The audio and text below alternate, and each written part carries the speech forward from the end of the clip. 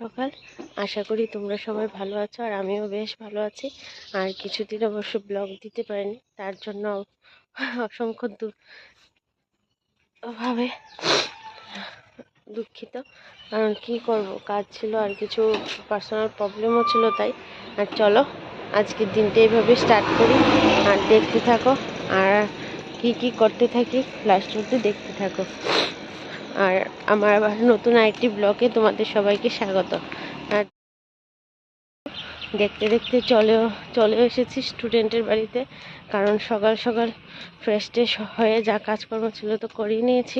আর এখন চলে যাচ্ছে স্টুডেন্টের বাড়িতে। আর দেখো প্রচণ্ড রৌদ্র উঠে গেছে। একটু বৃষ্টি হয়েছিল কাল রাতের দিকে, বাট এখন আবার প্রচণ্ড রৌদ্র উঠে গেছে। যাই হোক, কি আর করা যাবে, এরকমভাবেই তো যেতে হবে, কিছু আর করার নেই।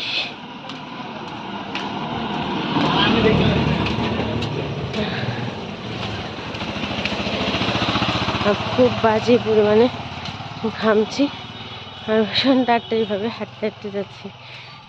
হ্যাঁ, আর তোমাদের সাথে তো একটা কথা শেয়ারই করা হয়নি, যা আমাদের এখানে খাট্টি উপলক্ষে 7 দিন যদি মেলাই চলে।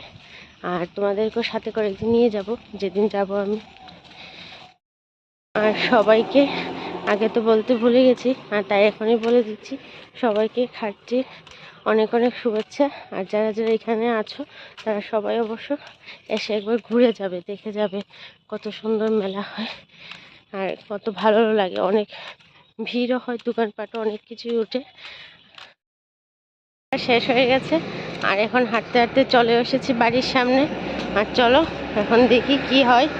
আর কাজ বাজার তো পড়ে আছে, কারণ কিছু করতে পারিনি, অল্প একটু করি, তারপর তো চলে যেতে হয়েছে। আর এখন দেখি, অবশ্য চা টিফিন খাওয়া শেষ আমার, সকালের খাওয়া দেখে এখন আর কি করতে, আবার একটু যেতে হবে ব্যাংক। বাড়িতে এসে তো আর তোমাদের সাথে কথাই বলতে পারিনি, কারণ কাজের এত পরিমাণে চাপ ছিল। আর তার সাথে সাথে আবার একটু ব্যাংকেও যেতে হয়েছে। ব্যাংকে থেকে অবশ্য এসে পড়েছি, ব্যাংকের কাজ করা শেষ। আর এদিকে দেখো স্নানের তৈরি চলছে, কারণ এখন 12টার উপরে বেজে গেছে। হ্যাঁ 12টি বাজছে উপরে। এখন স্নান করতে হবে, তারপর পুজোও দিতে হবে, কারণ অনেক কাজ পড়ে আছে। তারপর আবার বিকালে আছে কম্পিউটার আমার। ভালো লাগছে না, আর এত পরিমাণে গরম লাগছে, এত পরিমাণে কি আর বলবো, আর বলো না।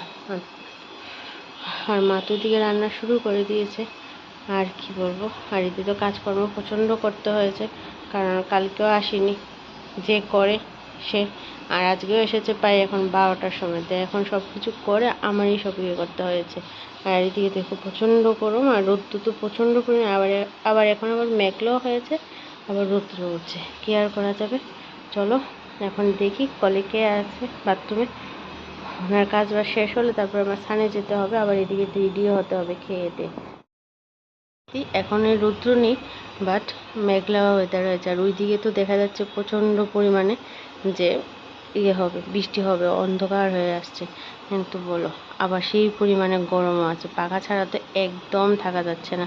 আর আমাদের তো ছাদের ঘর, একতলা ছাদ, আর প্রচুর পরিমাণে গরম লাগছে, প্রচুর মানে উপরের প্রচুর হিটটা এখানে এসে পড়ছে। আর ঘর দুটো মোছা হয়নি, উনি এসেছে এখন থাল বাসন ধুয়ে তারপর ঘর দোর মুছবে।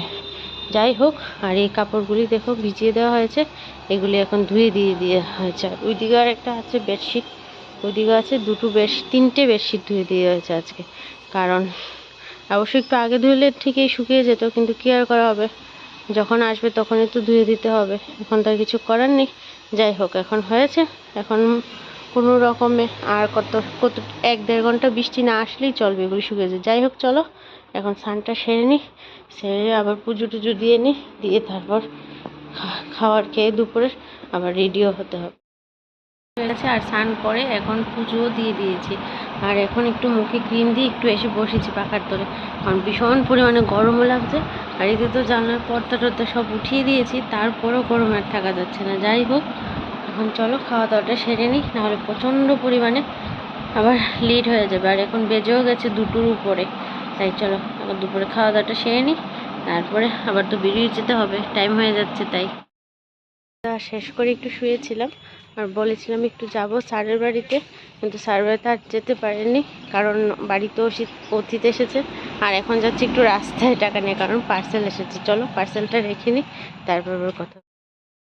এবার বন্ধুরা, কাল তো আর ব্লগটা এন্ড করতে পারিনি, তাই আজকে মনে করেছি এন্ড করে দিই, কারণ হয়তো ভালোও লাগছে না। আর দেখো সকাল সকাল উঠে কী জানি হয়েছে, এখানে কি হয়েছে বুঝতে পারছি না, আর চোখের এই জায়গায় ভগবান জানে কি হবে। যাই হোক চলো, কাল তো আর কথা বলতে পারিনি, কারণ বাড়িতেও অতিথি এসেছে, তাই আর একটু কাজেও ব্যস্ত ছিলাম। চলো ব্লগটা তাহলে আজ এখানেই শেষ করছি। যদি তোমাদের ভালো লেগে থাকে অবশ্যই কমেন্ট করে জানাবে।